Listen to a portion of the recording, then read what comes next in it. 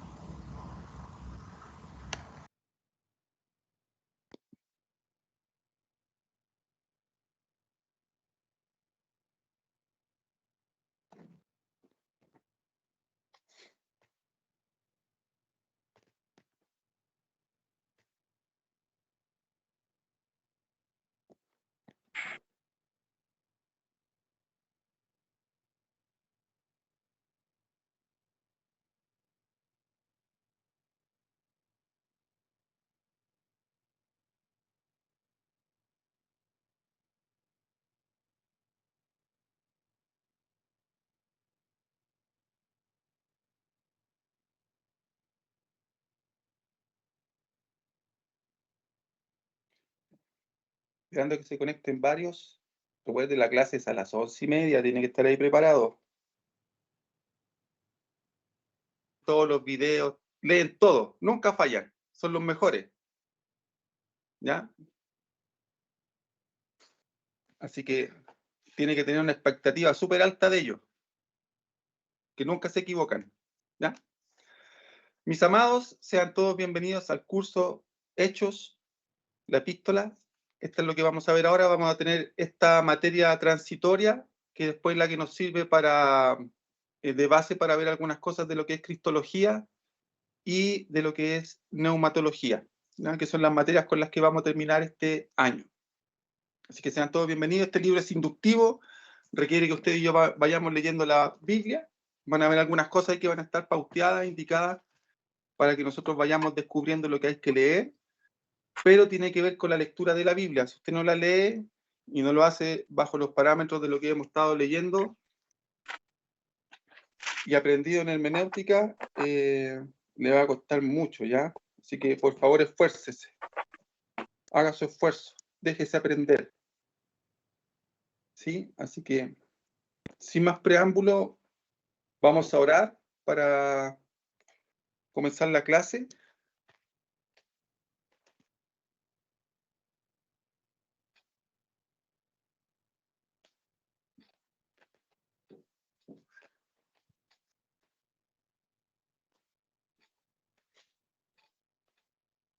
Y vamos a orar. Así que busque ahí por mientras en su Biblia el libro de los Hechos.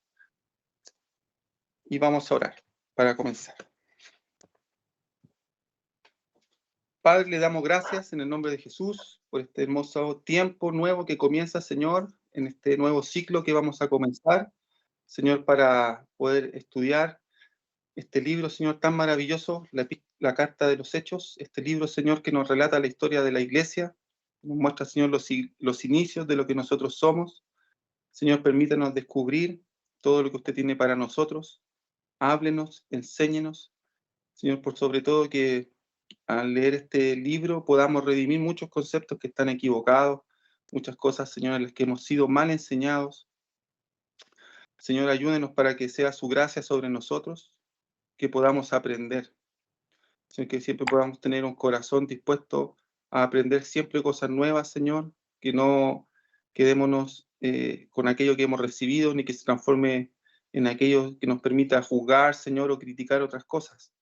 Ayúdenos, Señor, a entender qué es lo que usted quiere de la iglesia hoy, qué es lo que espera, Señor, de aquellos que somos parte de la iglesia y cómo debemos impactar, Señor, a la ciudad, a la nación, a la comuna, a la población, al pasaje, al lugar donde usted nos ha permitido estar, Señor. Gracias le doy, en especial, Señor, porque hoy se nos suma la pastora Norma. Señor, gracias por todo lo que ella también podrá compartir con nosotros, por la vida de cada uno de mis hermanos estudiantes. Señor, que estoy seguro que tienen el anhelo y el deseo de querer aprender, Señor. Le amamos, gracias por este hermoso día que usted nos ha regalado, por permitirnos, Señor, tener vida, salud y tenerlo todo, porque lo tenemos a usted, Señor. Gracias le damos en el nombre de Jesús. Amén.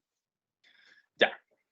Como este es un libro inductivo, ya que no tiene material ni tiene libros apartes, ya, entonces si alguien falta, no es necesario grabar clases, no es necesario ver nada extraordinario, hay que leer las asignaciones de la Biblia y la próxima semana tendrán que responder un pequeño cuestionario, una pequeña interrogación, ¿ya? Así que esa va a ser la dinámica para los que todos estén ahí con distintas actividades, tengan que ausentarse, ¿ya? Recuerde que por regla general, ante cualquier cosa, aunque sea una actividad de la iglesia ministerial, ¿cierto? La ausencia igual queda, se recupera con la evaluación posterior que se hace, ¿sí? Entonces, para que lo tengamos siempre presente en ese sentido, ¿ya? O si alguno tiene que salir por fuerza mayor u otra actividad, lo importante también es que siempre avise con anticipación, ¿ya? No de forma posterior. Qué buena verla, Sujei, me imagino que está en Santiago, o no sé si Azael está en el sur, me perdí, ah, usted está en Santiago, la vamos a ver mañana entonces. Ah, qué bueno. Qué bueno. Voy a compartir el PPT. Hoy día vamos a llegar hasta el capítulo 26, de hecho, ya. Vamos a leer harto. No, mentira, vamos a leer hasta el capítulo 2 nomás, ¿ya? Porque es importante que podamos hacer alguna introducción de la carta, del libro, perdón, y recuerde usted que como esto viene ya de segundo año usted, entonces tendrá que echar manos de sus apuntes de panorama del Nuevo Testamento. Y recordar, por cierto, lo que estudia ahí. ¿Cuál es el propósito de este libro para los estudiantes que ya aprobaron panorama del Nuevo Testamento?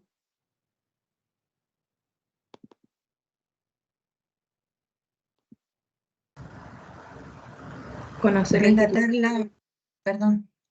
la historia de los primeros años de la iglesia. ¿Ya? ¿Qué más? Eso me acuerdo. ¿No? ¿Está bien? ¿Está bien? ¿Para alguien más? La proclamación del nuevo pacto. La proclamación del nuevo pacto. ¿Quién dijo eso? Yo, ministro. Hermano Danilo. Pedro. Ah, Danilo, es que no lo veo. Está sin cámara, ¿no? Perdón. Ahí va la cámara. Lo siento, pensé que estaba prendido. No se preocupe, pero escuché una voz desde el más allá y no sabía quién era. Justo vi que el hermano Pedro movió la boca, entonces dije, qué rara la voz del hermano Pedro. Que estamos en comunión con el hermano Pedro. Se vio como muy raro. ¿Ya? ¿Cierto? Entonces, el propósito del libro, como dijo ahí la hermana Gloria, entonces es mostrar, en parte, ¿cierto?, los inicios de la iglesia, pero también, ¿cierto?, ver la proclamación de este nuevo pacto. ¿Cuál es el nuevo pacto en términos generales? Mis amados, pregunta. Amar como amor Cristo. ¿Quién respondió ahí? Porque no los puedo ver ahora. ¿Quién respondió ahí? Evelyn Barría. No, mi amada, ese no es el nuevo pacto. Suena muy bonito eso, pero no es el nuevo pacto. ¿Cuál es el nuevo pacto?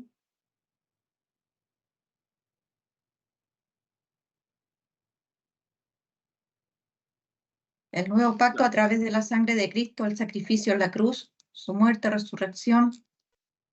¿Cierto? ¿Y cómo se instauró ese nuevo pacto? Oigan, no vayan a pensar que porque mi mamá está todo arreglado. Mamá deja participar al resto.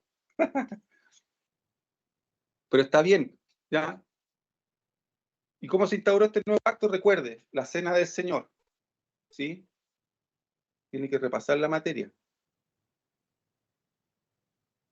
Hechos, entonces estamos ahí, comenzando. La introducción, ¿cierto? En lo técnico, este libro fue redactado entre el 61 y el 63 después de Cristo, una vez que fue finalizado el encarcelamiento de Pablo, uno de sus encarcelamientos, seguramente entre el segundo y el tercer encarcelamiento. Y puede ser haber sido uno de esos dos encarcelamientos porque estaba con la ayuda del apóstol Lucas. Tiene el propósito de relatar la proclamación del nuevo pacto, el cumplimiento de la promesa del Espíritu Santo y mostrar también el nacimiento de la iglesia. Está catalogado este libro de los Hechos como un libro histórico, que está narrado una parte en tercera persona y otra en primera persona. Eso lo tendrá que observar usted en la medida que va leyendo el libro. Lo vamos a ir descubriendo y lo vamos a ir viendo, y usted se dará cuenta de cuáles son los parámetros. Muchos de ustedes también, por alguna razón, están en la escuela bíblica y ya pasaron el curso conociendo mi Biblia. Así que ya también tiene que saber bien cómo leer y notar aquellos detallitos. ¿Qué personajes van a ser destacados en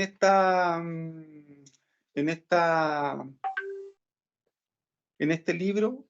Está Pedro, está Esteban, está Felipe, Pablo o Saulo en las primeras secciones del libro, Lucas, Timoteo y Silas. Ellos van a ser parte de los personajes importantes. Hay muchos más, pero son los más principales que están dentro de este libro, de carácter histórico. Aquí tenemos un mapa que nos va a mostrar, para que nosotros nos hagamos una idea, de lo que se relata en Hechos capítulo 2, versos 9 y 11, que lo vamos a leer más adelante. Se relata ahí que había mucha gente que estaba en Jerusalén por causa de la fiesta de Pentecostés. Y mucha gente vino aquí a Jerusalén, ¿cierto? Porque aquí estaba el centro religioso, aquí está el templo, que es el lugar donde se celebraban las fiestas. Y la ciudad en sí tenía, ¿cierto?, todo una atracción en cuanto a ser el centro religioso de la nación. Entonces, si miramos el mapa, vemos que viene gente de muy lejos, venía gente de Roma. O sea, ya sabemos, esto nos va a dar luces de que habían judíos ya en este tiempo, por causa de la diáspora, de la dispersión, que estaban viviendo en Roma. Habían algunos que venían de Asia, de la zona de lo que es la actual Turquía y Siria. Otros venían de Ponto, de Capadocia, del imperio de Partia, que esto hoy día vendría siendo la zona de Irán e Irak, Media y Elam. Toda esa parte es Irán e Irak. De Arabia,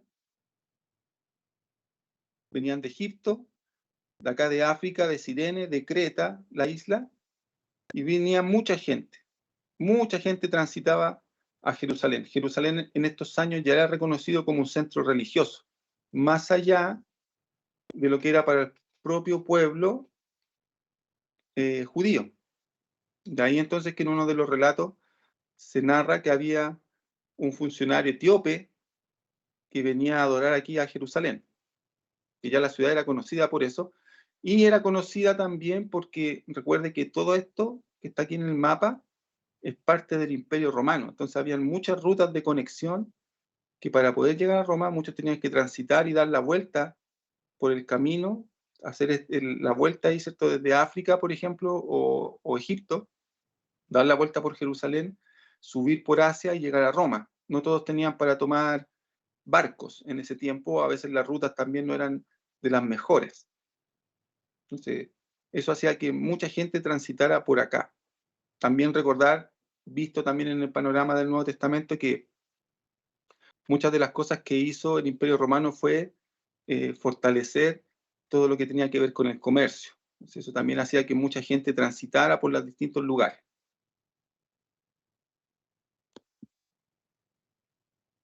Lo que vamos a ver ahora son mapas que muestran cómo era Palestina en tiempos de Jesús. Note que acá no estamos hablando de Israel. La tierra se llama Palestina. Y en estos años, por causa del imperio, estaba dividida en 4 secciones. Cada una tenía su gobernador, cada una tenía su pequeño rey, y cada una de ellas también tenía procuradores romanos. Los círculos que se ven ahí, que están encerraditos ahí, muestran lo que el Señor Jesús les pidió, o les demandó, mejor dicho, en el libro de los Hechos, cuando le dice: me seréis testigos en Jerusalén, en Judea, en Samaria y hasta el fin del mundo. Cuando hablamos del fin del mundo, en esta época vamos a entender que es el Imperio Romano. Todo lo que está dentro de esta línea morada era el Imperio Romano hasta esos años. desde España, Francia, la actual Francia, Italia, alguna parte de Alemania, países de Bulgaria. Por el otro lado tenemos Turquía, el Asia Menor, alguna zona de lo que era la parte baja de la Unión Soviética o Rusia, la tierra de Palestina, parte de Egipto y parte de África. Todo eso era el Imperio Romano. Y el punto neurálgico del Imperio Romano, aquello que le daba todo el sentido a esto, es Roma. Ese va a ser el fin del mundo, conceptualmente. Para los romanos que estaban en esa época, llámese que estuvieron también dispersos a través de todo el imperio, estar en Roma era lo máximo. Si alguien era parte del imperio y no había pasado por Roma, no tenía sentido su vida. Se habían desarrollado rutas, los caminos. Había uno que atravesaba desde la zona acá del Asia Menor hasta Bizancio y parte acá de la costa frente a Roma, que era un camino muy amplio, muy conocido, que se llamaba la Ruta Ignacia, ¿ya? Entonces, y muchos otros caminos existían ahí, y eso hacía que se produjera el dicho que es conocido, que todos los caminos llevan a Roma, porque usted entraba a un camino, empezaba a caminar, podía llegar a Roma fácilmente, en el sentido de que los caminos lo iban a llevar. En tiempo, por cierto, iba a ser mucho tiempo. Eso es lo que tenemos que mirar en la perspectiva, al mirar los mapas y poder entender un poco, ¿cierto?, todo lo que se va a ir diciendo a través del libro de los Hechos. Comprender esto nos va a dar mucha luz respecto de aquello que vamos a leer. No tan solo hoy día, sino de lo que vamos a ir leyendo en cada capítulo o en cada sección que nos toque leer.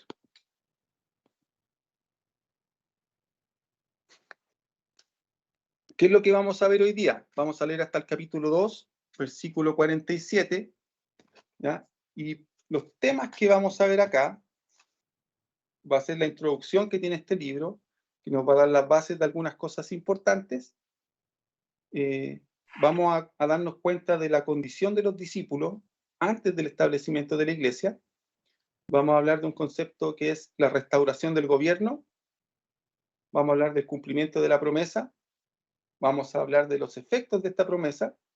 Y vamos a terminar entonces viendo cómo es la comunidad de fe, cómo se establece la iglesia. Hasta este momento la iglesia todavía no existe. Son solamente judíos, personas, hombres y mujeres que han creído al mensaje del Señor Jesús. Los apóstoles o los discípulos que estaban en ese minuto fueron testigos de su muerte, fueron testigos de su resurrección.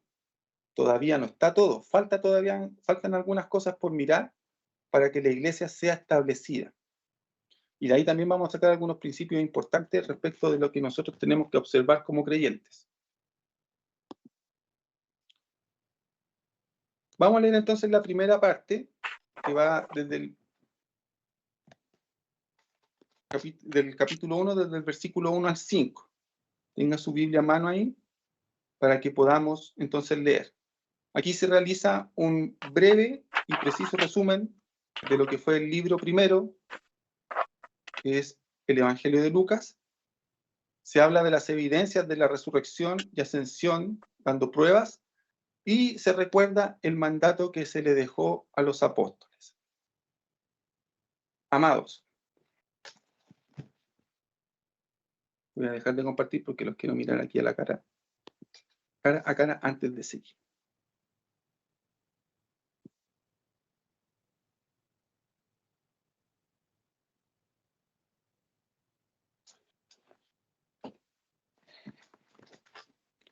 ¿Por qué no veo a nadie?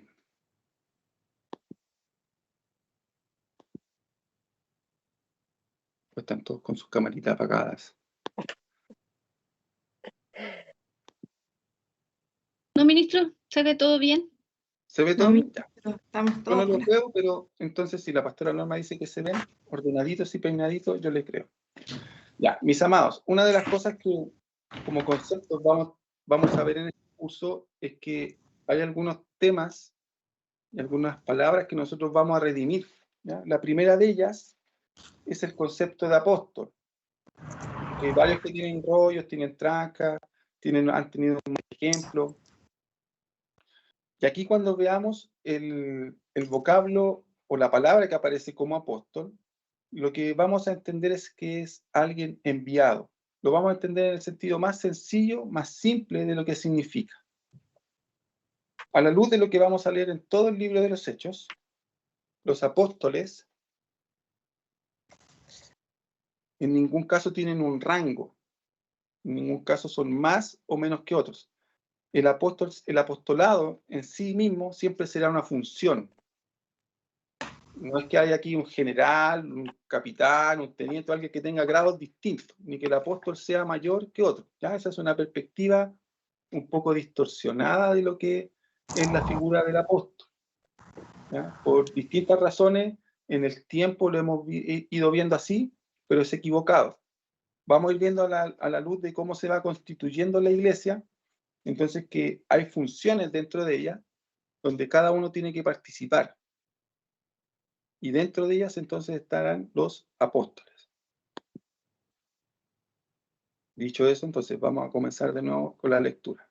Dijimos que íbamos a leer entonces Hechos capítulo 1, del 1 hasta el versículo 5.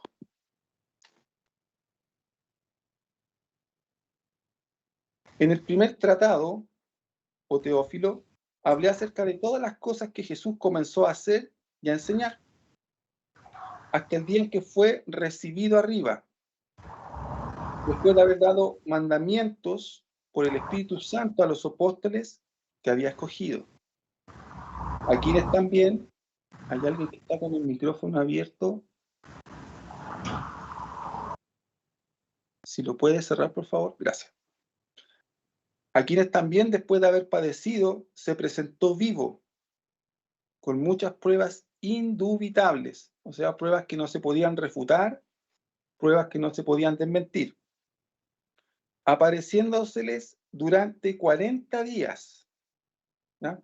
El término 40 en muchos lugares de la Biblia va a significar tiempo de proceso. No es la única excepción, pero sí en este caso aplica como un tiempo de proceso. 40 años, 40 días, el número 4, proceso. Y hablándoles acerca del reino de Dios. Entonces, y estando juntos les mandó que no se fueran de Jerusalén, sino que esperasen la promesa del Padre, la cual les dijo: oísteis de mí, porque Juan ciertamente bautizó con agua, mas vosotros seréis bautizados con el Espíritu Santo dentro de no muchos días. Entonces, en esto, lo que nosotros tenemos que ver como una primera lección es que nuestra relación con el Señor Jesús no tan solo llega hasta su muerte, hasta su cruz. ¿Sí? Usted lo vio también lo vimos en... no, usted todavía no lo ha visto. Perdón. Lo vamos a ver después en Cristología. La obra del Espíritu de Cristo en la vida de nosotros, entonces no tan solo llega hasta la cruz, sino que llega hasta la ascensión del Señor, con su resurrección y con su ascensión. Y de ahí que muchas veces nuestra vida como creyentes falla porque solamente llegamos con Él hasta su resurrección y no miramos todo lo que Él hizo después. Solamente nos quedamos en la obra salvadora que Él hizo sobre nuestra vida, pero no nos dejamos estar en este proceso de ser enseñados en el reino. Ni que nos dejen órdenes, como lo hizo Él con sus apóstoles, con sus discípulos. Entonces tenemos que tener una mirada más amplia. Tenemos que aprender a entender el reino de Dios. Eso va a ser clave en la vida de un creyente. La vida de un creyente no se ciñe tan solo a ir a la iglesia y a escuchar predicaciones, a amar a su pastor y a tener amigos. Ese también va a ser un elemento que vamos a ir redimiendo. La iglesia no es para encontrarse con amigos. La iglesia está constituida por hermanos. ¿Sí? Entonces, muchas de las cosas que a veces en las cuales nosotros fallamos y nos equivocamos es porque le damos un uso y un sentido incorrecto a la iglesia. Más bien nosotros deberíamos no decir de la iglesia, de lo que nosotros somos, porque la iglesia no es lugar físico. También nos vamos a dar cuenta, por lo menos en estos 2 capítulos que vamos a leer hoy día, que la iglesia no estaba constituida en un lugar físico. la iglesia eran las personas. Y siempre ha sido así el diseño de Dios.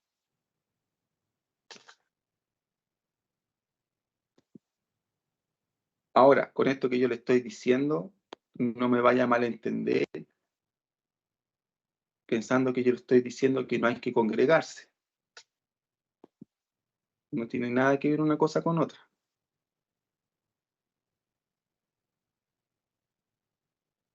Hay que congregarse, porque ahora tenemos la necesidad de hacerlo, el mandato de hacerlo. Pero el hecho de ir solamente a la iglesia, al lugar físico, no nos hace iglesia. ¿Por qué no puedo presentar ahora? Como que alguien me está cerrando la presentación.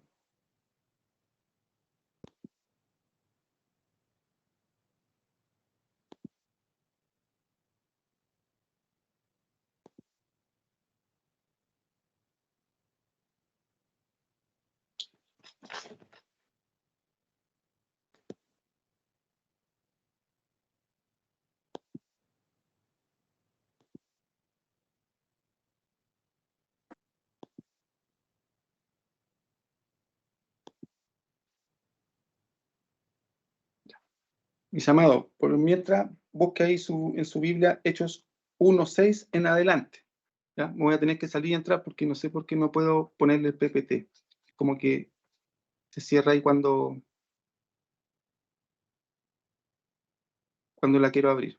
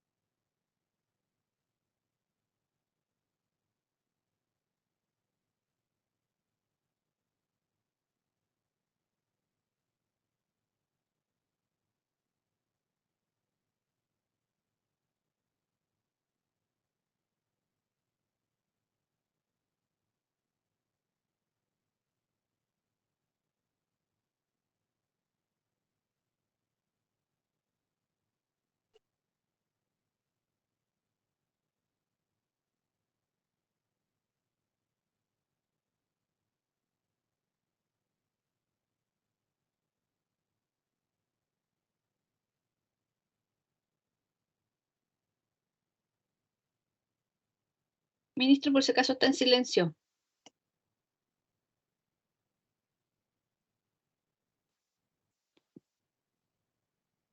Sí. ¿Ahora sí? ¿Ahí me Sí, escuchan? sí se ve y se Sí, escucha. ahí se... Ya. Sí, ministro. Que les decía que vamos a leer ahora del versículo 6 al 11 y vamos a estudiar entonces la condición de los discípulos, ¿cierto? Para ver cómo ellos se van conformando. Es importante ver que en el libro de los Hechos, toda la iglesia o todos aquellos que se van sumando, de alguna u otra forma son discípulos.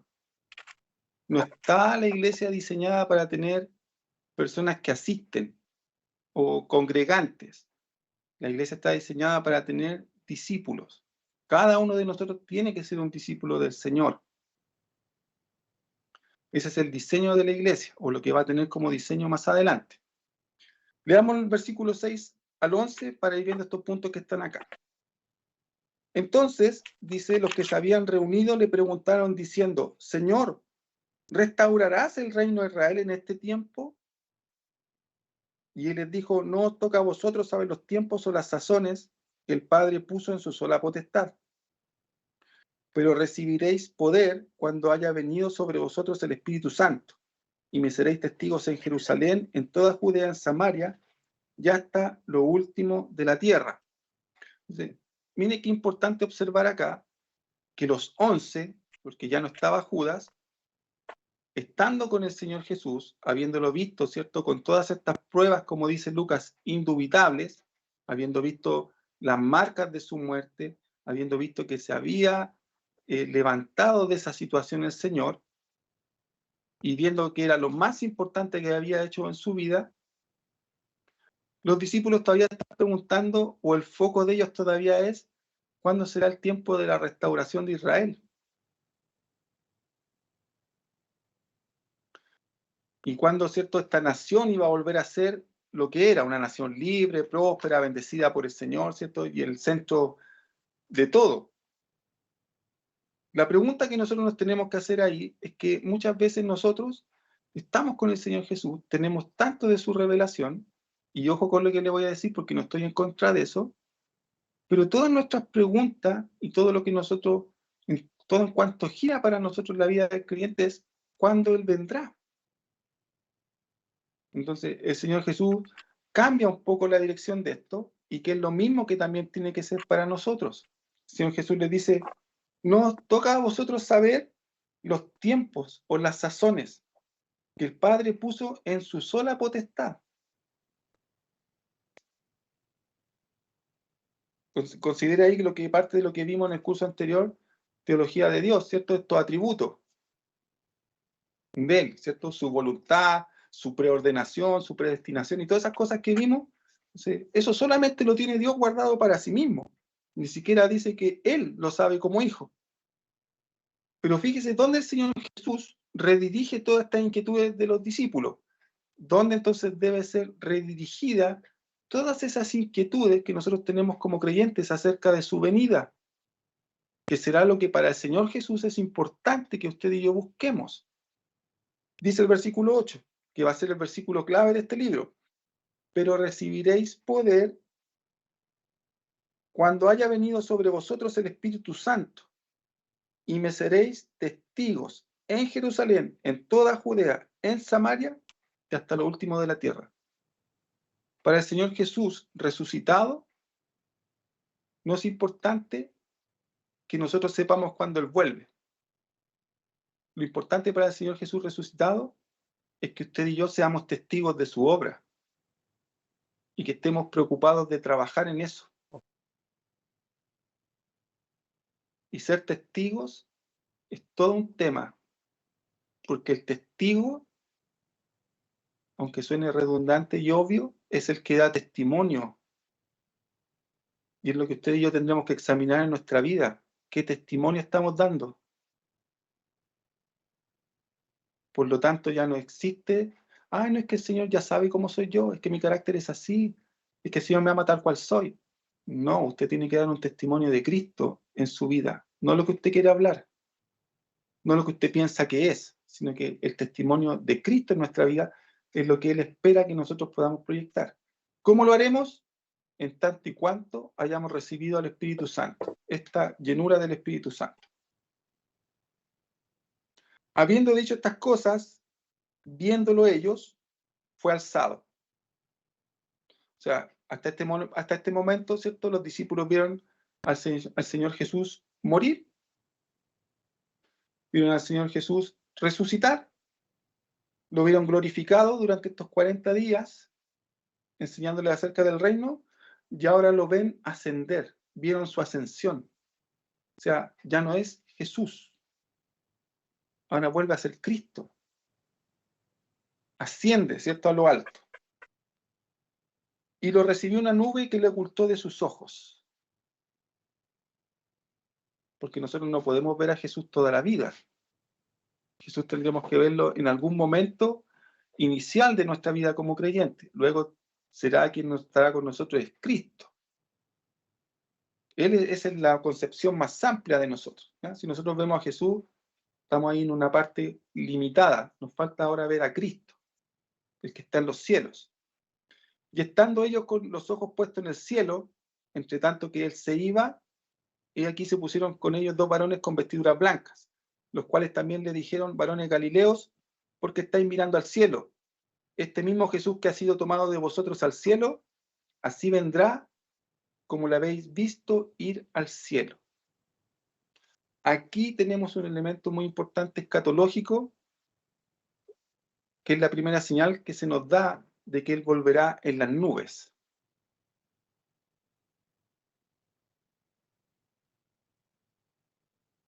Porque aquí son estos varones blancos que están al lado de los discípulos, de los apóstoles, quienes dan esta señal de que él va a volver en esta misma forma. Tal fue como fue llevado, entonces de la misma forma volverá.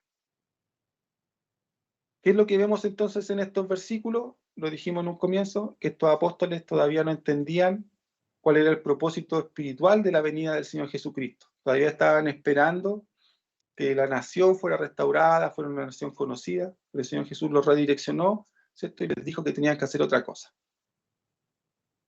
Sobre lo mismo, entonces, es establecida por parte de Jesús la acción apostólica, el ser enviados, una vez que reciban la venida del Espíritu Santo.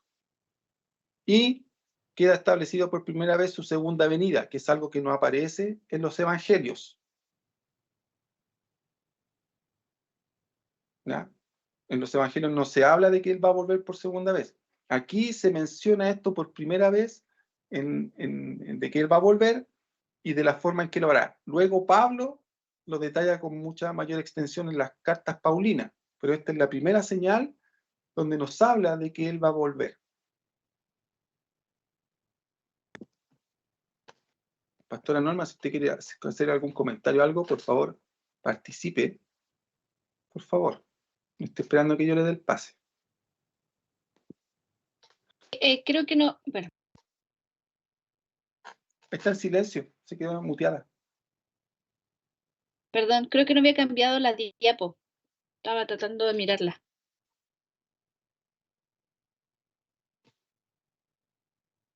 Ahora vamos a leer de la sección del versículo 12 al 26. No sé si la están viendo ahí, la restauración del gobierno. ¿Sí? Ese sí se ve, sí. La anterior que estaba usted leyendo no se veía. ¿No se ve? Ya. Vamos a ver entonces ahora la restauración del gobierno. ¿Y cuál es este concepto? Vamos a leer del versículo 12 al 26 entonces.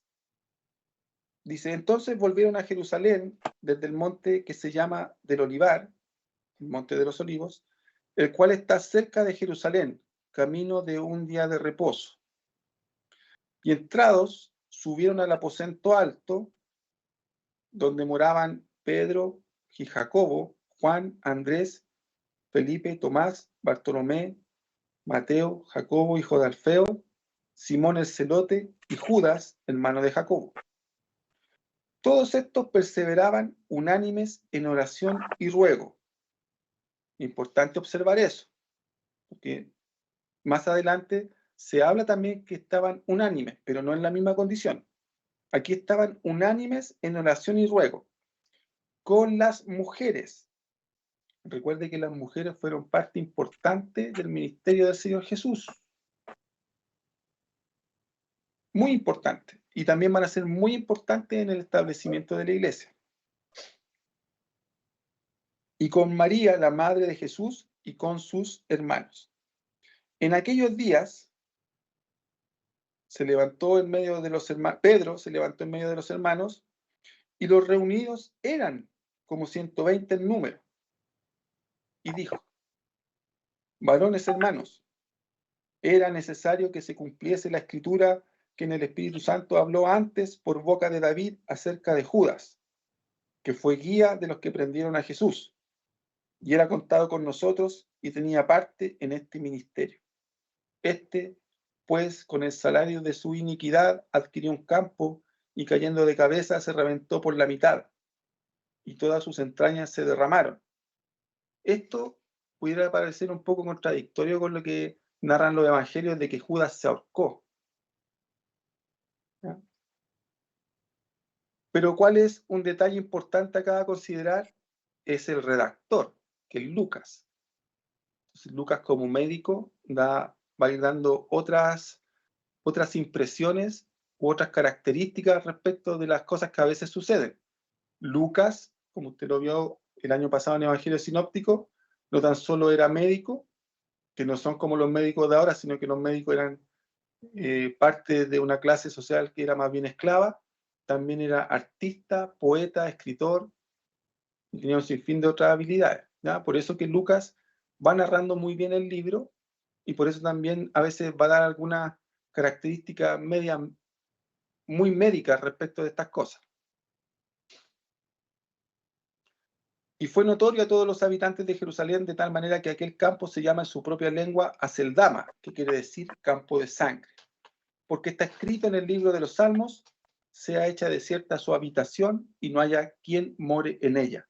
Y tome otro su oficio. Y de esto se toma Pedro. Dice, es necesario pues que de estos hombres que han estado juntos con nosotros, todo el tiempo que el Señor Jesús entraba y salía entre nosotros, comenzando desde el bautismo de Juan hasta el día en que de entre nosotros fue recibido arriba, uno se ha hecho testigo con nosotros de su resurrección. Y señalaron a dos, a José, llamado Barsabás, que tenía por sobrenombre Justo, y a Matías. Llorando dijeron, tú, Señor, que conoces los corazones de todos, muestra cuál de estos dos has escogido, para que tome la parte de este ministerio y apostolado de que cayó Judas por transgresión para irse a su propio lugar. Y le echaron suertes, y la suerte cayó sobre Matías, y fue contado con los 11 apóstoles. Algo que no está mencionado ahí, pero que es importante también que observemos, para aclararlo desde ya, es que Pablo no es el reemplazo de Judas. Pablo nunca fue el reemplazo de Judas, ¿ya? Aquí dice claramente el texto que el reemplazo de Judas terminó llamándose Matías, ¿ya?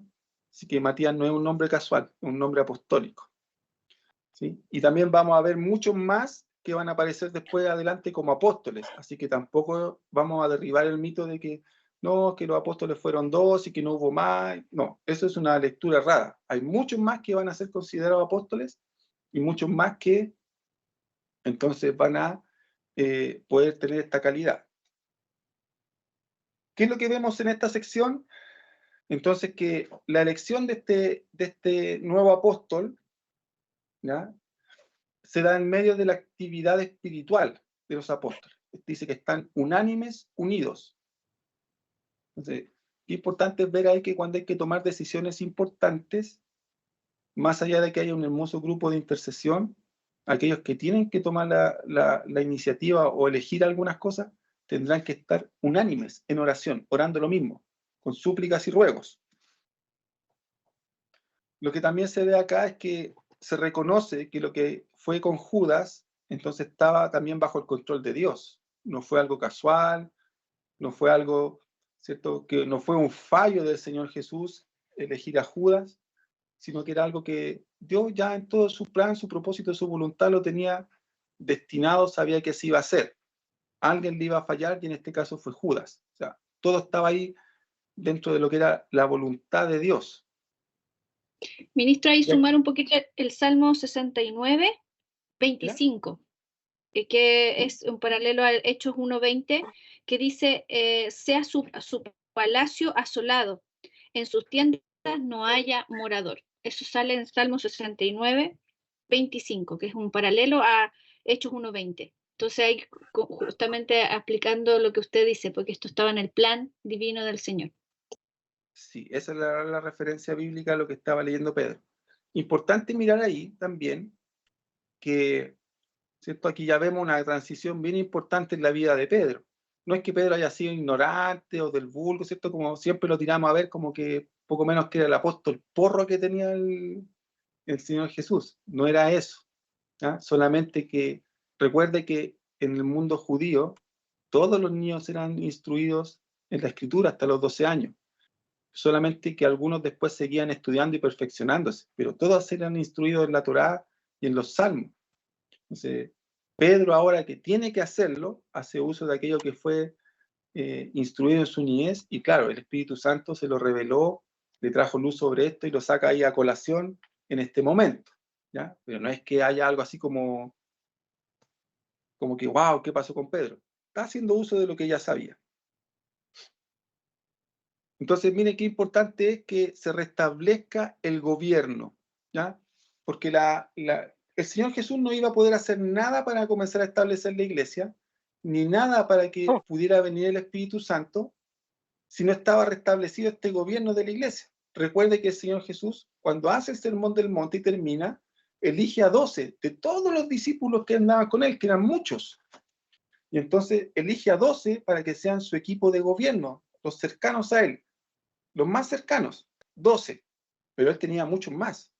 De hecho, ahí dice que estaban orando en el aposento alto cerca de 120. Entonces, se tiene que restablecer el gobierno. De ahí la importancia de que aparezca este apóstol número 12 para que la base de la iglesia entonces sea restablecida. Sin eso, todavía Dios no iba a poder cumplir su promesa, la iglesia no iba a poder comenzar a caminar, a pesar de que andaban muchos todavía perdidos con el tema de si Israel iba a ser restaurado, ¿cierto? Si era el tiempo del fin, pero necesitaba la iglesia entonces restablecerse en su gobierno. Y aquí aparece este apóstol que se llama Matías, ¿sí? Para darle unidad a estos 12 apóstoles, a este gobierno, ¿cierto? Que terrenal que queda encomendado por Jesús, y que fue, ¿cierto?, elegido porque cumplía con todas las características, fue alguien fiel, estaba ahí caminando con todos los demás desde el momento en que el Señor Jesús fue bautizado, estuvo con todos los demás apóstoles cuando el Señor Jesús murió, y estuvo también ahí cuando el Señor Jesús resucitó, estuvo también cuando presenció la ascensión. Entonces era alguien que estaba ahí conectado, no es que haya sido elegido ahí, ¿a cuál tomamos? No es el que daba más plata, no es el que, ¿cierto?, hacía más cosas, sino que estuvo en los hechos importantes. Eso es lo que va a marcar la vida de alguien importante para el Señor Jesús y para la iglesia, que usted haga cosas importantes, relevantes respecto de lo que es la iglesia. Y aquí entonces se van a establecer también las bases del apostolado primitivo, ¿ya? Para todas las demás personas que vienen. Todos los demás que vamos a ir viendo que eran parte de los 12, a excepción de los que nacen después de la línea de Pablo, pero los que estaban con los 12, la base de los apóstoles primitivos tenía que ver con esto: haber estado junto con los 11 y haber participado en todo el ministerio de Jesús, en su vida y en su resurrección. Sin eso, nadie más después podía ser encomendado como apóstol. Recuerde, apóstol es alguien enviado. ¿Por qué hablamos de que va a ser enviado? Porque la promesa de Dios respecto del Espíritu Santo no es para que se queden en un lugar, es para que salgan, sean testigos. Entonces, ningún apóstol puede estar de base fija, siempre se van a mover. Ese es el sentido.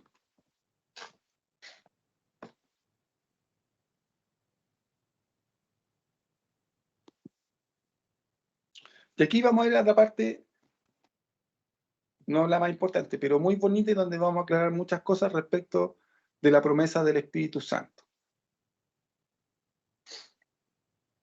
Por favor, vaya leyendo la Biblia conmigo ahí, para que vaya viendo los detalles. Vamos a leer del capítulo 2, del versículo 1 al 13.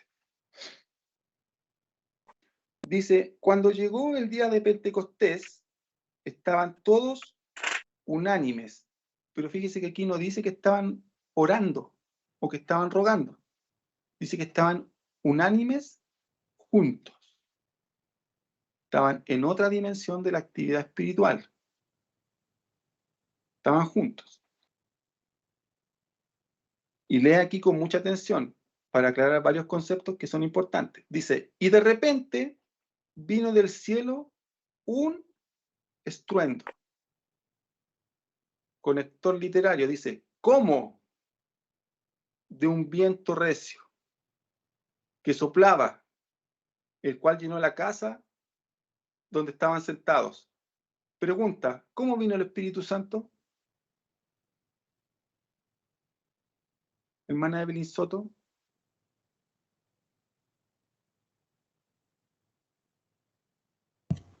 Como un viento recio.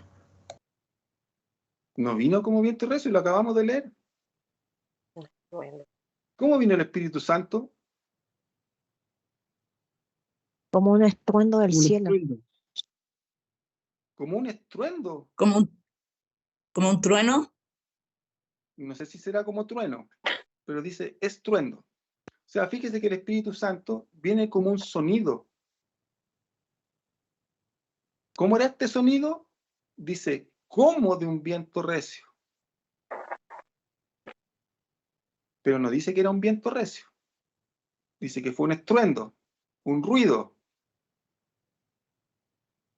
O sea, el ruido era como de un viento recio. ¿Cómo suena el viento recio cuando...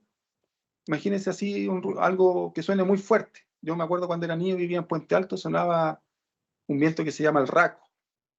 Y sonaba ahí. Sonaba el viento ahí, todo el rato corría, era viento caliente. Pero imagínense cómo soplará un viento fuerte. A lo mejor como suena el secador de pelo, no sé. Algún ruido fuerte, pero era un estruendo. ¿Ya? Entonces fíjese que los apóstoles estaban ahí y no vino un viento, vino un ruido. Y este ruido llenó la casa. Fíjese cómo estaban los apóstoles. Estaban sentados, no estaban de rodillas orando, porque dice que estaban unánimes pero juntos. O sea, estaban sentados. Estaban reunidos seguramente en una mesa. Entonces, trate de imaginarse cómo es esta imagen.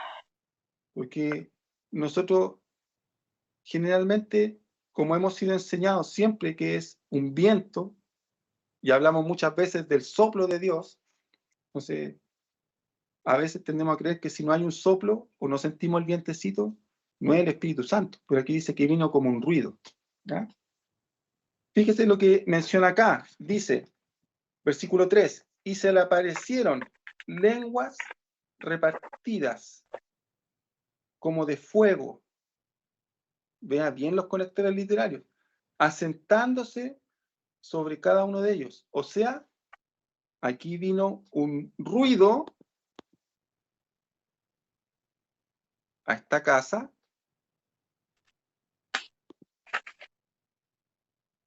y sobre ellos apareció como una llama de fuego que parecía que se estaban quemando. O sea, sobre todo estos que estaban en la casa, imagínense que usted va pasando por afuera de Jerusalén y ve una casa donde se escucha el bullicio y se ve a la gente como prendida con fuego. Por eso que la gente se agolpó a mirar, porque si hubiese soplado un viento, nadie lo hubiese visto, nadie se hubiese dado cuenta. Entonces, se escuchó este ruido explosivo fuerte ahí en esa casa, donde están en el aposento alto, y la gente se estaba viendo como que se estaba prendiendo, como que se estaba incendiando. ¿Qué dice el versículo 4? En medio de esto, dice, versículo 4 dice, y fueron llenos todos del Espíritu Santo. Y a causa de esto, entonces, dice, comenzaron a hablar en otras lenguas, según el Espíritu les daba que hablase. Presta atención entonces a lo que viene en los versículos 5 en adelante. Recuerda el mapa que vimos. Dice, moraba entonces en Jerusalén judíos, varones piadosos de todas las naciones bajo el cielo. Versículo 6, vuelve a reafirmar la idea del versículo 2. Y hecho este estruendo, se juntó la multitud y estaban confusos porque cada uno les oía hablar en su propia lengua.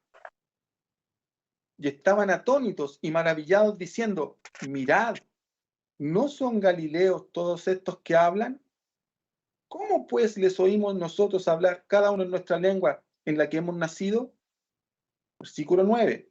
Partos, medos, elamitas y los que habitamos, ahí está, primer detalle, tercera persona. Y habitamos en Mesopotamia, en Judea, en Capadocia, en el Ponto y en Asia.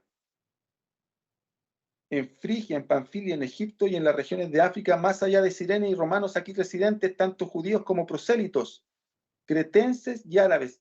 Les oímos, segunda ocasión, tercera persona, hablar en nuestras lenguas, ¿qué cosas? Las maravillas de Dios. Fíjese, importante detalle. En nuestras lenguas. O sea, esta llenura del Espíritu Santo no era para hablar lenguajes espirituales ni lenguas inentendibles. Los que estaban en la casa y que fueron llenos del Espíritu Santo hablaban en parto, meda, elamita, cretense, griego, egipto, mesopotámico, todos esos idiomas. En eso estaban hablando, en esas lenguas. Y estaban hablando, ¿qué cosas? Las maravillas de Dios. O sea, era algo entendible. Y estaban todos atónitos y perplejos, diciéndose unos a otros, ¿qué quiere decir esto?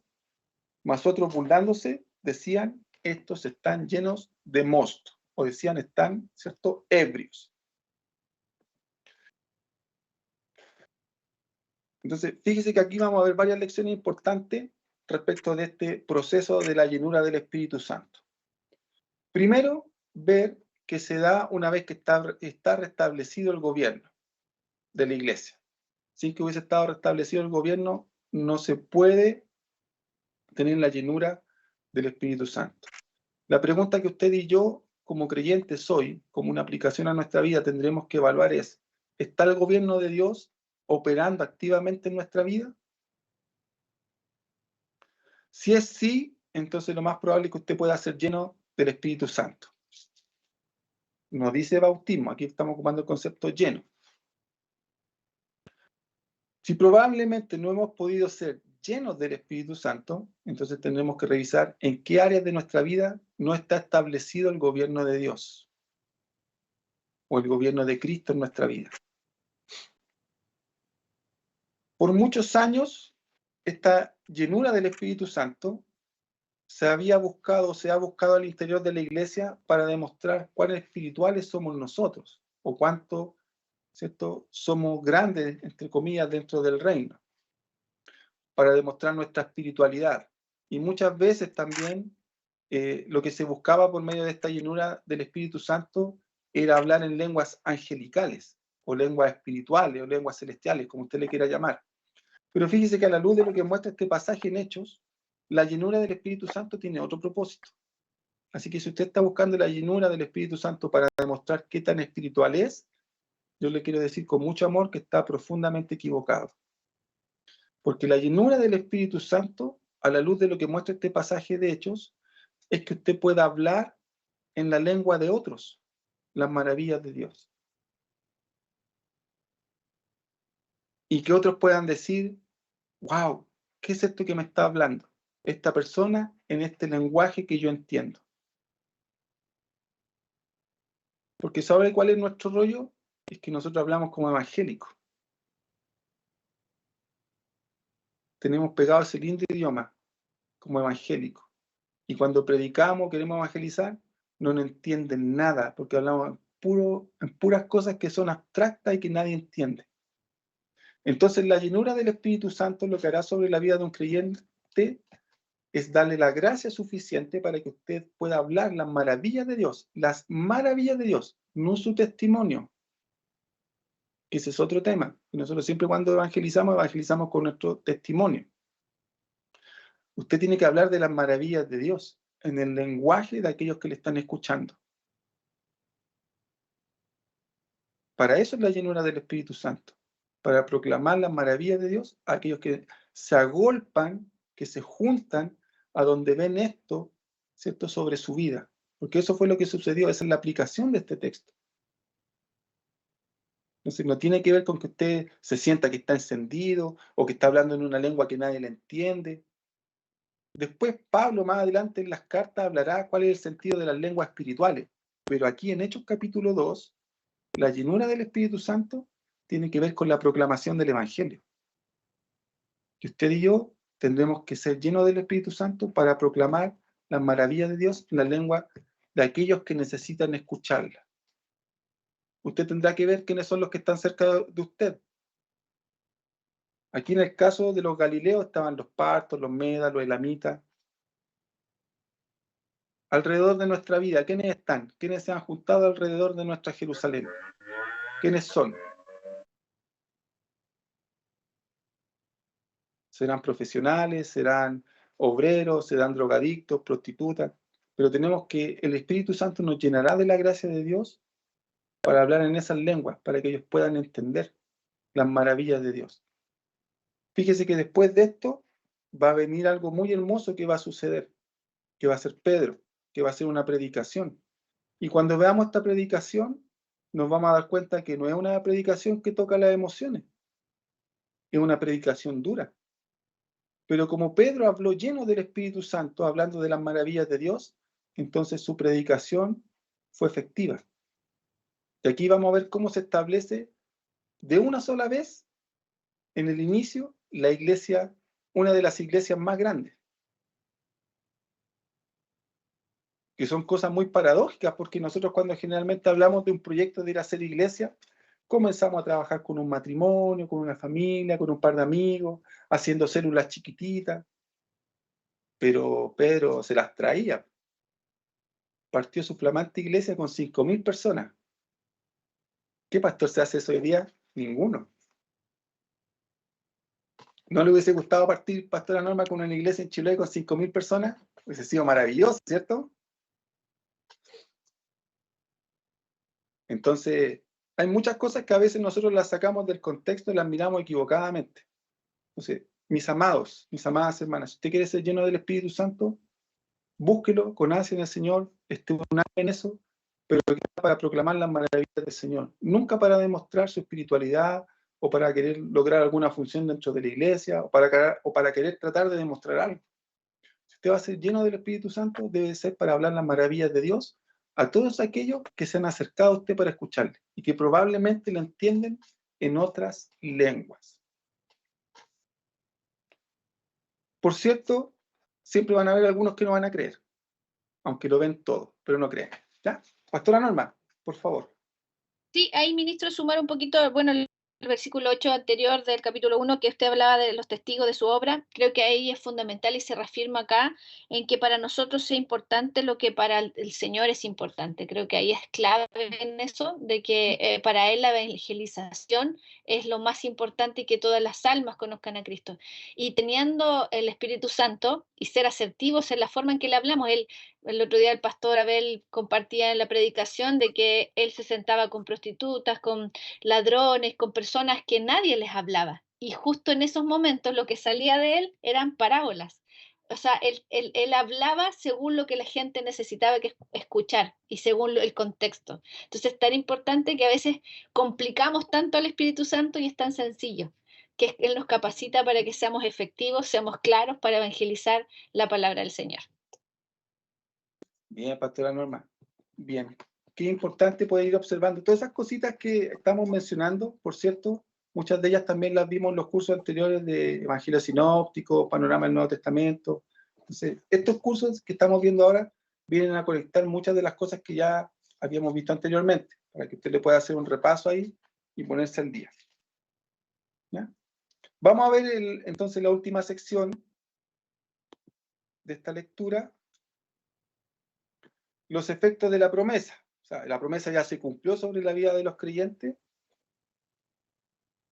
¿cierto? Vino esta llenura del Espíritu Santo, pero aquí va a venir el desenlace final.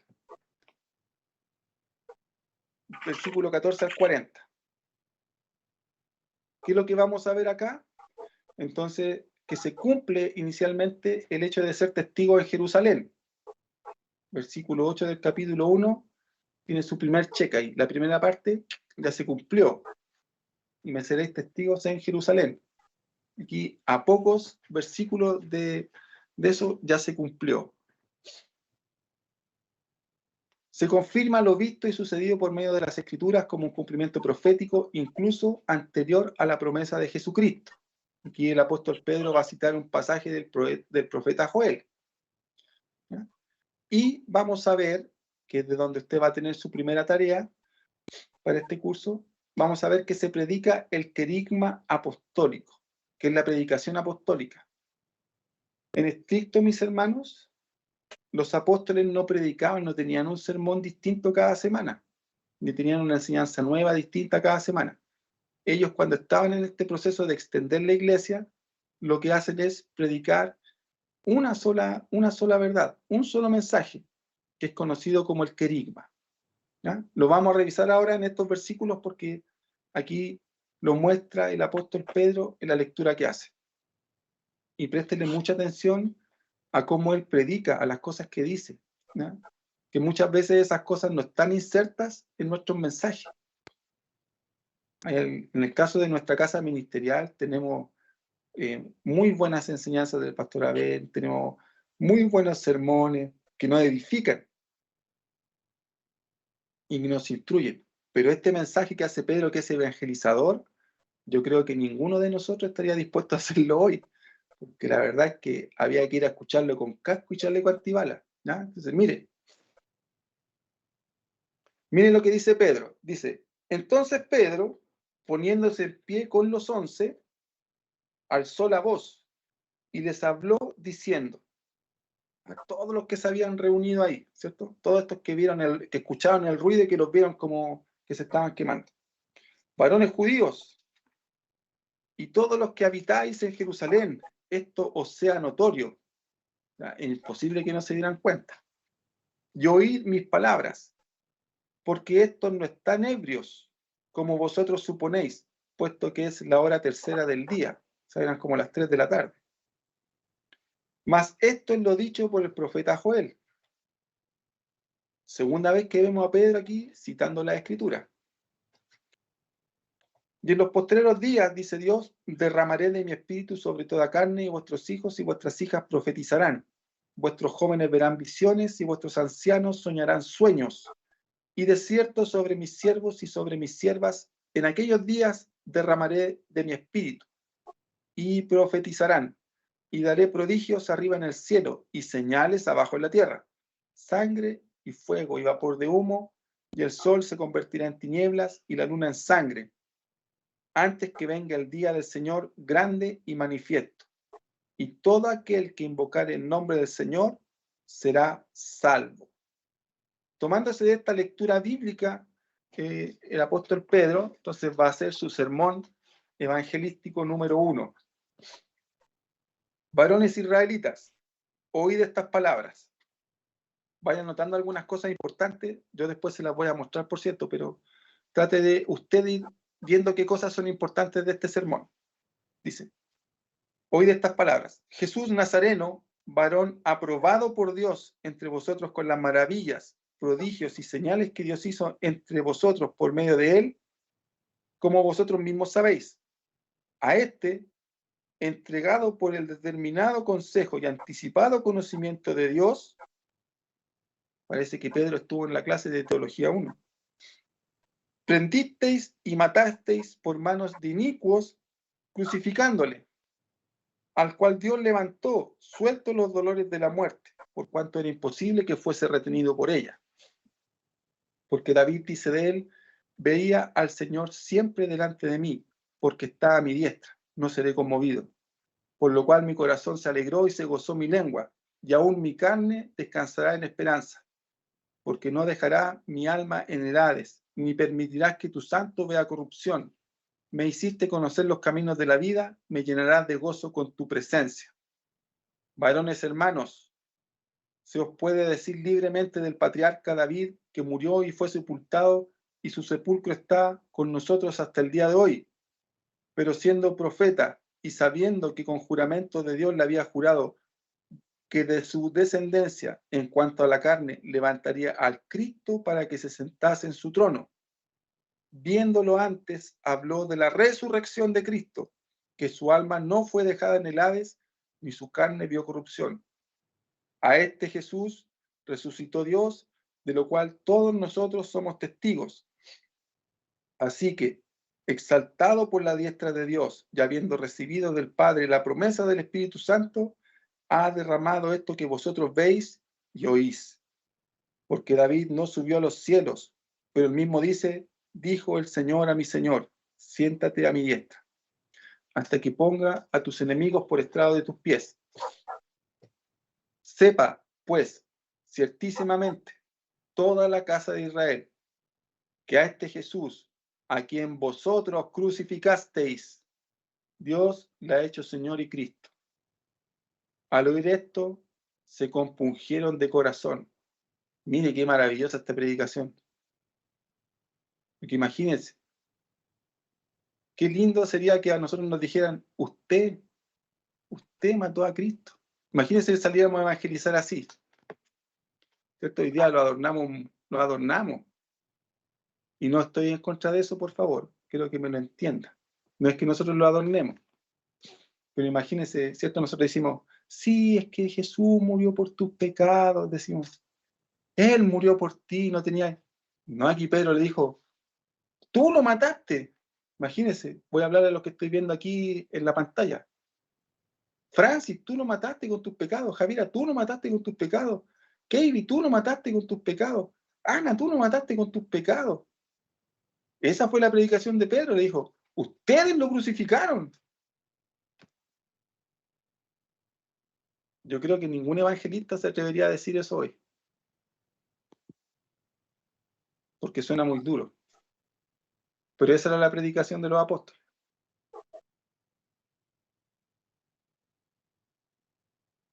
Y fíjese que como estaban tan llenos del Espíritu Santo en esta actividad, y aquellos que estaban predicando estaban tan llenos del Espíritu Santo dando este mensaje, miren lo que sucedió en el versículo 37. Dice, al oír esto, se compungieron. Porque aquí el evangelismo no fue para decirle, si tú estás en Cristo, tu vida va a cambiar. Si tú estás en Cristo, tus problemas van a quedar atrás. Si tú estás en Cristo, ya no tendrás enfermedad. No fue esa la predicación de Pedro. Dijo, ustedes lo crucificaron. Al oír esto, se compungieron de corazón. O sea, se arrepintieron verdaderamente. Y dijeron a Pedro y a los otros apóstoles, varones hermanos, ¿qué haremos? Porque eso produce el arrepentimiento. La necesidad de hacer algo diferente. Si usted y yo, después de haber recibido a Cristo, no hemos hecho algo diferente, probablemente no hayamos tenido arrepentimiento, sino que solamente remordimiento. El arrepentimiento siempre nos va a llevar a tener una acción distinta, a responder diferente a una verdad que nos es confrontada. En este caso, aquellos que estaban oyendo, que eran todos los hombres de la ciudad de Jerusalén, entonces le dijeron, ¿qué haremos? Pedro les dijo, versículo 38, arrepentíos y bautícese cada uno de vosotros en el nombre de Jesucristo, para perdón de los pecados, y recibiréis el don del Espíritu Santo. Entonces, fíjese que para recibir el Espíritu Santo, no para ser llenos, para recibir el don del Espíritu Santo, hay que arrepentirse y ser bautizados de corazón. O sea, tiene que haber un cambio, una metanoia, una transformación, algo que no tiene regreso. Esa es la transformación. Porque para vosotros es la promesa, y para vuestros hijos, y para todos los que están lejos, para cuantos el Señor nuestro Dios llamare. Y con muchas otras palabras testificaba y les exhortaba diciendo, sed salvos de esta perversa generación. Mire qué palabras más dulces del apóstol Pedro para evangelizar.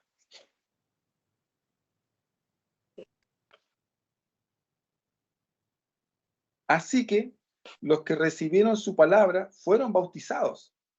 Porque aquí, ¿cierto? No es como nosotros hoy día que somos más modernos, que programamos los bautismos, trabajamos para llevarlo a un lugar bonito, ¿cierto? Tenemos túnica. Aquí en el libro de los Hechos, lo primero que nosotros vamos a observar es que el bautismo se da juntamente con el momento de recibir la salvación. Persona salva, persona bautizada. Persona salva, persona bautizada. ¿Por qué? Porque entendía su salvación y había una obra poderosa del Espíritu Santo. Lamentablemente, muchas veces las personas, como no han entendido su proceso de salvación, entonces después están complicados con bautizarse, o no lo quieren hacer, o sienten que no están preparados, o sienten que no es el momento. Pero eso es porque no han entendido la obra salvadora de Cristo en su vida. Porque si alguien fue salvo y entendió la obra salvadora de Cristo, de acuerdo a como lo muestra este pasaje, y de acuerdo a la predicación que Pedro hace, entonces la gente se transforma, la gente se arrepiente y se bautiza inmediatamente. Quiere ser parte de este cambio. Pero hoy día a veces la salvación la hemos simplificado solamente a una oración de fe, que es necesaria, por cierto, hacerla, pero no lo es todo. Las personas deben entender, y nosotros, nuestros llamados, aparte de evangelizar y mostrar las maravillas de Dios, es a darle a conocer realmente qué es la salvación, para que puedan bautizarse y recibir el don del Espíritu Santo. Así que los que recibieron su palabra fueron bautizados y se añadieron aquel día como 3.000 personas. Imagínense, santo problema. No había equipo de consolidación, no había quien lo abrazara, quien le sacara una foto, y 3.000 personas. Imagínense, pase a la sala de consolidación 3.000 personas. ¿Cómo lo hacemos? Habían 12 nomás, los 12 apóstoles, Pedro, y 11 más. ¿Ya? Entonces, pero fíjese que aquí dice que todos ellos fueron bautizados. O sea, comienza la iglesia con 3.000 bautismos. Y note que acá siempre va a salir el relato de que eran como 3.000 personas, y muchas veces va a decir sin considerar mujeres y niños. O sea, probablemente eran muchos más. ¿Ya? Eso está en un contexto cultural por cómo eran los judíos. Pero imagínense, 3.000 bautismos de una. Y a veces así nosotros bautizamos a 100, y para nosotros es como lo máximo. Y Pedro ahí, 3.000. Tuvo sábado, domingo, lunes, martes, no sé, no me imagino. Como de a 100 de una, así, ya, sumérjase, listo, bautizado. Pase el resto, sumérjase.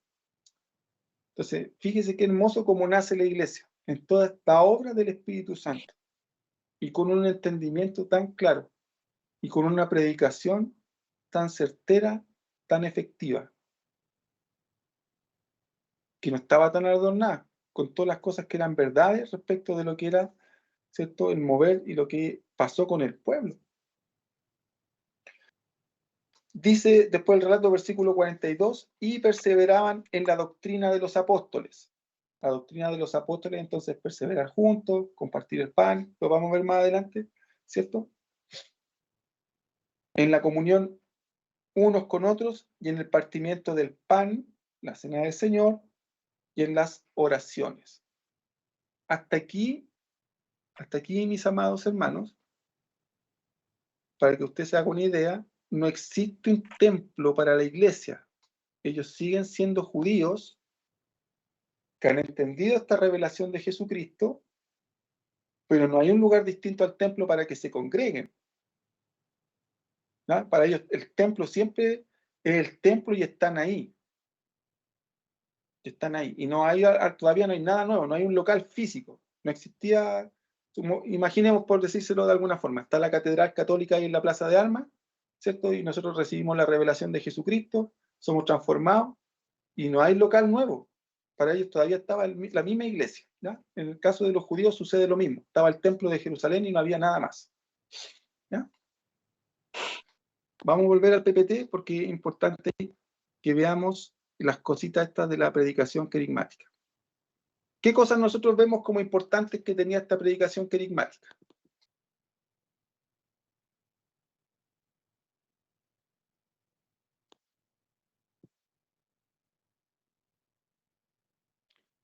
Ay, no puedo abrir el PPT ahora. De nuevo. No sé si alguien lo puede proyectar por mí, para no... Sí, nosotros lo vemos. Lo ministro. vemos, está allí. Ay, ¿qué me pasó a mí entonces? De hecho, yo lo puedo ir avanzando. Parece que lo estoy avanzando, ¿no? Sí. Sí, lo avanzo. Debería haber uno que dice cuáles eran las cosas de la predicación querigmática. Quería decir después de este que leímos ahora. Aquí. El querigma apostólico. Sí, no sé si lo puede leer usted, Sí, pastora, porque ahí está. estoy tratando de abrir la pantalla. El querigma, sí, el querigma apostólico, las características y contenido contiene las pruebas de que Jesús y todo lo que sucedió son el cumplimiento de las profecías, del Antiguo Testamento. Después tenemos a Jesús de Nazaret, era descendiente de David y era el Mesías prometido y esperado. Solo en Jesús está la salvación. Por medio de Él se recibirá al Espíritu Santo, realizando un llamado al arrepentimiento. Y por último, Jesús regresará por su iglesia. Ahí está leído ese diapo, ministro. Ya, entonces, si usted se fija, todos esos puntos que están ahí están mencionados de alguna u otra forma en toda la lectura que nosotros dimos. ¿Ya? Entonces, usted ahora va a hacer un trabajo donde yo le voy a mandar, son 6 o 7 predicaciones querigmáticas que hay a través de todo el libro de los Hechos, y usted va a tener que indicar en qué versículos se encuentran estos puntos. ¿Ya? Para que usted se prepare y se entrene, para que después pueda salir a evangelizar así. ¿Ya? Y sepa qué cosas son importantes para mencionar. Porque nosotros a veces cuando evangelizamos o proclamamos el mensaje del Evangelio, ¿cierto? Solamente hacemos promesas muchas veces a las cuales Dios nos ha comprometido a cumplir. Entonces nosotros decimos, no, que si usted se acerca a Cristo no tendrá más problemas. Y a veces cuando nos hacemos cristianos nos llenamos más de problemas. O decimos, no, si usted es Cristo no va a tener enfermedad. Y sufrimos igual enfermedades. Entonces, muchas veces nuestra evangelización se basa en promesas o en testimonios que no necesariamente Dios tiene que cumplir. Pero este que predicaron los apóstoles sí es real. Y esto que predicaron los apóstoles sí hizo que la gente se convirtiera y se arrepintiera, que es lo más importante. Entonces, esa va a ser la tarea número 1 para la siguiente semana. Entonces, las predicaciones querigmáticas y ver en qué versículos, ¿cierto?, dónde aparecen cada uno de estos puntos del querigma. La última sección de esta lectura del día de hoy, entonces vamos a ver cómo se establece la comunidad de fe, la iglesia, cuáles son los puntos que van a hacer que se establezca. Versículo 41 al 47. ¿Ya? Vamos a retroceder un poquitito, ¿cierto? Aquí se solapan algunas cosas, pero vamos a leer ahí. Dice, así que los que recibieron su palabra fueron bautizados y se añadieron aquel día 2,000 personas. Entonces, aquellos que son bautizados son parte de la iglesia, el resto participantes. Pero aquí, para la definición de esto, los que estaban bautizados. Y se añadieron aquel día como 3,000 personas. Y perseveraban en la doctrina de los apóstoles, en la comunión unos con otros y en el partimiento del pan y en las oraciones. Versículo 43 dice, y sobrevino temor a toda persona, y muchas maravillas y señales eran hechas por los apóstoles. Esa va a ser algo importante que también vamos a ver a través de todo el libro de los Hechos. Cada vez que hay una predicación, hay una señal, hay un milagro, hay un prodigio. En este caso, de Hechos capítulo 2, ¿cierto? Lo que nosotros vemos es el arrepentimiento multitudinario de 3,000 personas. Eso es un milagro, ¿cierto? La pastora Norma, que lleva muchos más años en el pastorado, podrá dar fe que muchas veces uno sale a hacer evangelismo y se junta mucha gente y se convierte en 5, 10, cuando mucho. Imagínense que Pedro predicó nomás, no hizo ni un llamado. Y la misma gente dijo, oye, pero Pedro, ¿qué vamos a hacer? Pedro dice, arrepiéntanse. Vean ustedes ahí, arrepiéntanse. Y se arrepintieron. ¿Ya? Miren cómo era la vida de iglesia. Todos los que habían creído estaban juntos y tenían en común todas las cosas. Y vendían sus propiedades y sus bienes y los repartían a todos según la necesidad de cada uno. Y perseverando unánimes, nueva vez en este pasaje derecho, y perseverando unánimes cada día en el templo y partiendo el pan en las casas, comían juntos con alegría y sencillez de corazón, alabando a Dios y teniendo favor con todo el pueblo. Y el Señor añadía cada día a la iglesia los que habían de ser salvos. Entonces, mire, fíjese que aquí en la vida de iglesia, cuando hablamos de que tenían todas las cosas en común, ¿cierto? No estamos hablando de que tenían un puro cepillo de dientes para todos, que todos ocupaban el mismo cepillo de dientes, no es eso, ¿ya? sino que cuando se habla de que tenían todas las cosas en común y que se las repartían y que las compartían, tiene que ver con lo que hoy día nosotros como iglesia nos falta mucho por hacer, que tiene que ver con dejarse dar y recibir de lo que tiene el otro, de Cristo. Porque eso es hacer comunión. Comunión no es ir a ocupar un lugar en conjunto, sino que es saber qué es lo que yo puedo recibir de usted y qué es lo que usted tiene para mí. Eso es hacer comunión. Se lo voy a graficar de otra forma. Nosotros nos podemos sentar a comer a una mesa, juntos, y cada uno puede comer de su plato. Eso no es hacer comunión. Estamos ocupando una mesa en común. Hacer comunión es que cada uno se siente con su plato y yo le pueda decir, Monse, te voy a sacar un poquito de tu arroz, yo te doy un poquito de mis porotos. Pastora Norma, yo le doy un poquito de mi arroz, usted deme de su tomate. Eso es hacer comunión. Teníamos todas las cosas en común. Entonces, la vida cristiana, hacer comunión, tiene que ver con el hecho de yo poder recibir todo lo que usted tiene de Cristo y que usted también deje que yo le pueda dar lo que Cristo está en mí para usted. Eso es hacer comunión. No es que nos sentemos todos juntos a cantar la misma canción, no es que nos sentemos todos obedientemente a escuchar un mensaje. Eso es congregarse y ocupar un espacio en común, pero no es hacer comunidad. De ahí que es importante entonces que los hermanos cuando hacen comunión se saluden, se preocupen cómo están, se llamen, echen de menos al hermano que no está, se abracen, se saluden. Entonces, la iglesia hoy día pareciera ser la unión de muchos grupos de amigos, donde todos se juntan, ¿cierto? Pero como por grupitos. Pero hay parte de la iglesia que a veces nosotros ni conocemos y nunca las saludamos, nunca sabemos cómo están. Y esto no tiene que ver con el tamaño de la iglesia.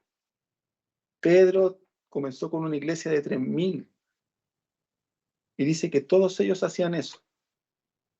Entonces, no hay excusa para no hacer comunidad, para no hacer vida de comunión. Es un llamado de la iglesia. Es parte del diseño de la iglesia de hacer comunidad. Y ojo, que esto no es ser amigos. Esto es hacer comunión. Porque si fuera por amigos, seguimos los grupitos cerrados. No, que estos son mis amigos, con ellos yo me llevo bien, con ellos comparto, los otros me caen mal. No. En la iglesia es comunidad. Todos juntos. A eso se refiere. Y todos tenían las cosas en común. ¿Ya? Y si hay necesidades, la iglesia se suple. Ese es el sentido de comunión. Nos dieron las cosas y las vendieron para que la iglesia tuviera plata, porque necesitaba hacer publicidad ni muchas cosas. No, se vendían todas las cosas y se ponían a los pies de los apóstoles, porque si había alguno que no tenía, a él se le daba. Y se le suplía su necesidad. Ese era el sentido de la comunión, porque ese es el sentido de justicia en el reino. Que el que tiene más, dé para el que no tiene. ¿Ya?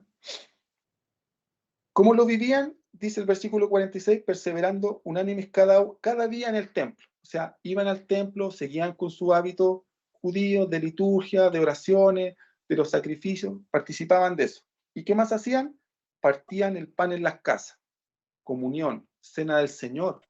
Comunión, eso es lo más, el ejemplo más sencillo y más bíblico de lo que es comunión, la cena del Señor, el partimiento del pan, comunidad. Todos comen del mismo pan, que es Cristo. ¿Cierto? Sentado a la mesa. ¿Cómo lo hacían? Dice el versículo, juntos con alegría y sencillez de corazón, alabando a Dios y teniendo el favor con todo el pueblo. Y aquí, ¿cierto?, el punto clave que muchas veces no nos sucede como iglesia, ni como cristianos. ¿Tenemos el favor de Dios para con el pueblo? ¿O somos la iglesia, ¿cierto?, que el día domingo, ya están los canutos, que le bajen el ruido a la música? Entonces, la iglesia, ¿cierto?, tiene que tener, por medio del Espíritu Santo y ser llenos de su gracia, favor con el pueblo. Ser útiles para el pueblo. ¿Sí? Eso es algo que la iglesia debe trabajar. La iglesia, nosotros. ¿Ya? Entonces, aquí vamos a ver que la iglesia va a estar interactuando, trabajando, ¿cierto?, siempre en el pueblo. La iglesia no se enclaustra en un lugar, la iglesia sale y va a transformar todo el mundo conocido hasta este minuto. Eso es lo que vamos a ver hasta Hechos, capítulo hasta el capítulo final. Está hecho 27. ¿Sí? Bueno, eso es por hoy.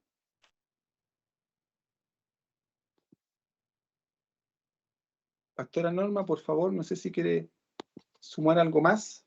Súmenos.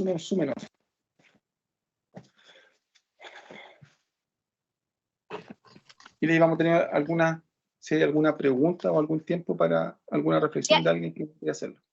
Alguien parece que estaba tratando de hablar en delante, pero no sé si ahora querrá hacerlo.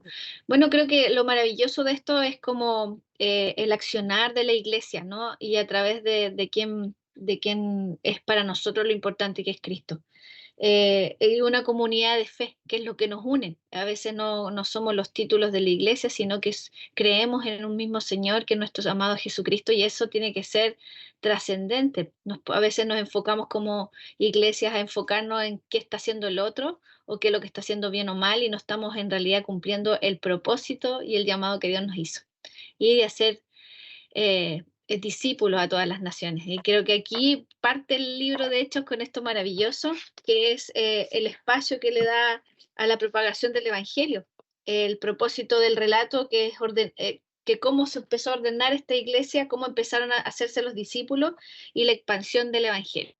Y que hoy día tenemos hasta hoy día la tarea, y que siempre se habla, ¿no? Que Hechos continúa, que el libro de Hechos, y que incluso más el hecho de los apóstoles, más que lo que podamos hacer como iglesia, sino que el mover de Cristo siga expandiéndose a través y también el Espíritu Santo en lo que hacen nosotros.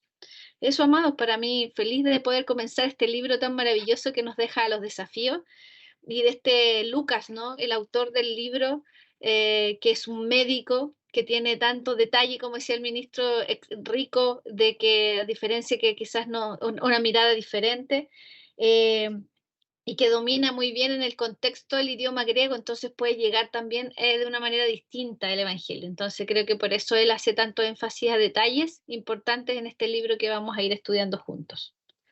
Eso, amado ministro. Gracias, pastora. De los hermanos, ¿alguien tiene alguna pregunta, consulta?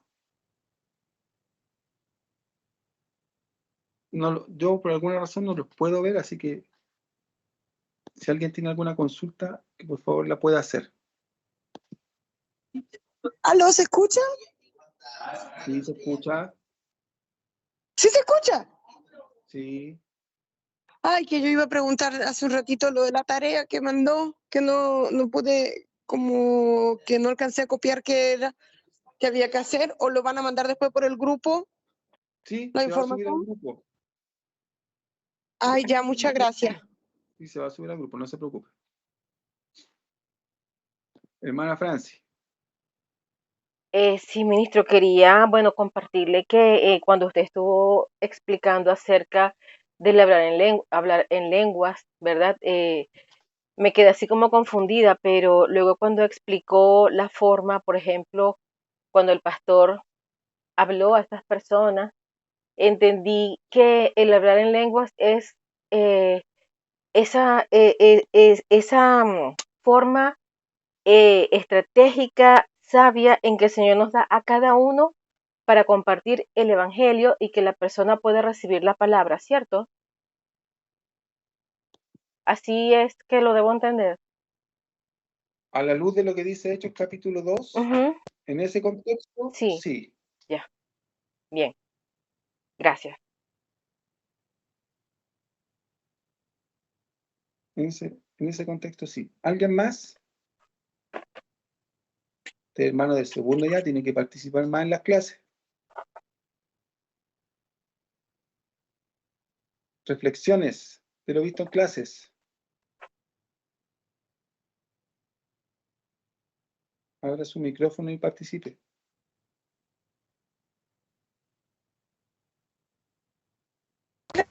Habla Evelyn. ¿Quién, perdón? Evelyn Barría. Hermana Evelyn. Donde dice la vida de los primeros cristianos y sobrevino temor a toda persona. Es lindo, para mí fue muy bonito eso porque lo entiendo como el temor de Dios. Y ese temor es muy lindo cuando uno siempre va a hacer algo y y está eso que te dice, está bien, está mal. Entonces, ahí esa parte me gustó mucho.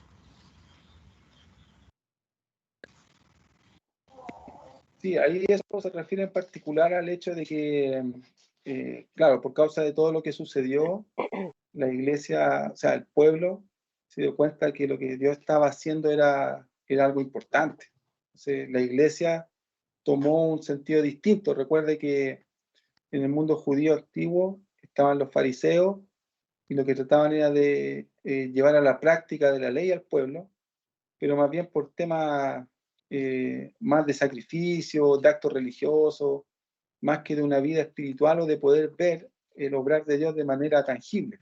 Entonces ahora como vieron todo esto, ¿cierto? Y con la persona de Jesús que ya había estado en medio de ellos, como dijo Pedro, al cual ellos mismos crucificaron, claro que les dio temor, en el sentido de saber que lo que habían hecho en parte estaba incorrecto y que también lo que se había dicho era verdad.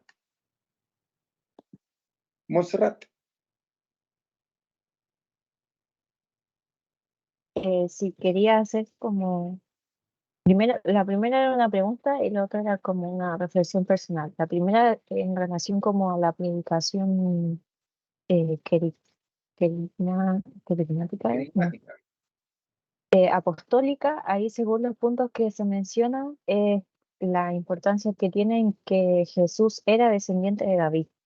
Entonces, la pregunta que tenía es cómo uno puede tener como esa predicación en la actualidad, siendo que ese punto es súper importante en un contexto judío. En nuestra actualidad como que no tiene mucha relevancia para una persona que no conoce nada de la Biblia y que también dentro de la iglesia no hay mucho conocimiento sobre la historia del Antiguo Testamento.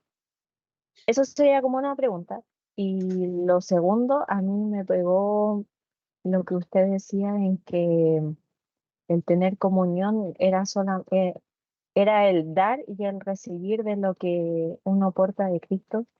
Y eso a mí me pegó porque yo estoy como acostumbrada y para mí no es difícil el dar, pero el recibir a mí me cuesta. De hecho, he estado estudiando esta semana el pasaje de Aprended de mí, que soy manso y humilde de corazón, y la palabra manso, buscándolo también en la RAE, quiere decir que es una persona que no es brava, es como un animal que no está así como gruñendo, así, "Arr", como para poder recibir, sino que alguien manso es alguien que se deja también acariciar, que es dócil para poder recibir ese cariño. Entonces a mí eso me pegó, es algo que he estado estudiando esta semana y es como el también aprender a recibir eso. Sí. Bien, Montserrat. Con respecto a su pregunta, claro, hoy día, ¿cómo podríamos partir diciendo, sí, es que David era del linaje de David? A lo mejor lo podríamos simplificar un poco más, dado este contexto judío, como usted bien menciona, haciéndolo ver que es alguien que está profetizado o que está mencionado a través de toda la palabra, tanto en el Antiguo Testamento, que no es alguien que aparece solamente ahí como de la nada, sino que alguien que estaba escrito en la historia bíblica. De esa forma pienso que a lo mejor podría ser una forma de poder complementar esa predicación actual hoy. Obviamente tendremos que, y es muy buen punto que usted tocó, contextualizarla a nuestra realidad hoy. Pero sí hay cosas que sí o sí no pueden dejar de estar en la evangelización, como saber que Él murió, que resucitó, que estaba profetizado, que volverá por su iglesia. ¿Ya? Son cosas que no pueden dejar de estar en ese tipo de predicación evangelística. ¿Ya? ¿Y por qué es importante notar esto? Porque a veces nosotros nos vamos para los dos extremos, o hacemos de la predicación evangelística una predicación condenatoria, ¿cierto? De que si no hay arrepentimiento, se van al infierno y todos se mueren ahí. O, como le decía, de una predicación donde es muy testimonial, donde comprometemos a Dios a cosas que en realidad no está obligado a cumplir. Entonces, por eso la predicación evangelística debe tener un foco. Y aquí la parte del querigma nos da muchas luces respecto de cómo hacer eso. Tendremos que hacer esos ajustes de contexto a nuestra realidad latinoamericana, probablemente, y lamentablemente, como usted también lo decía, a esta realidad triste de que muchas veces la iglesia no conoce la palabra del Señor tampoco. Espero haber resuelto su pregunta.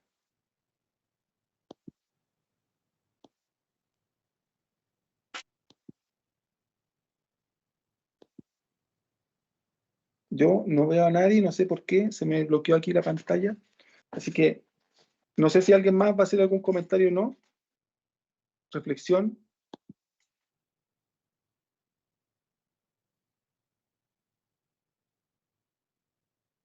Así que ustedes me ven, ¿cierto? ¿Y me están oyendo? Sí, ministro, se ve. Franci Sí, tiene su ministro. mano Sí, levantada. ministro. No sé si quería hablar o había quedado Sí, levantadita. no, ya la acabo de ¿Al- levantar. Sí, ¿Alguien más había hablado? sí quería como comentar acerca de que me impactó mucho y es algo que creo que la mayoría en algún momento nos hemos dado cuenta o lo hemos pensado, el que, como vemos aquí en la palabra, la forma en que las personas, esos 3.000, es impactante ver cómo se arrepintieron y se bautizaron. Y como decía el ministro, hoy día comparativamente muchos se arrepienten, pero entonces después viene un tiempo en donde después vemos cuándo se van a bautizar y todo lo demás. Comparativamente vemos que si hoy día fuese así, el Evangelio del Señor, por supuesto que se propagaría a mucha más velocidad y muchas más personas conocieran a Cristo. Y eso nos hace ver lo importante que es también la predicación, ¿verdad? Porque el nivel de predicación que en ese tiempo ocurrió, por supuesto que fue muy, muy distinto, ministro. Y de verdad cuán importante es cuando la persona recibe la palabra del Señor e impacta su vida y le hace ver su pecado de manera general, cuán dispuesto está verdaderamente a entenderlo y verdaderamente a arrepentirse y eso le haría de inmediato entenderlo y comenzar a cambiar su vida a través de la palabra, ¿cierto? Entonces, no podemos comparar la forma en que hoy día vemos cómo acontece ese proceso de arrepentimiento y bautismo a cómo ocurrió en el libro de los Hechos. El poder que había en ese momento y de qué manera fueron usados esos hombres para que eso ocurriese así. Algo incomparable. Eso. Bien, gracias, hermana Franci. Bien, mis amados, vamos a dejar la clase hasta acá.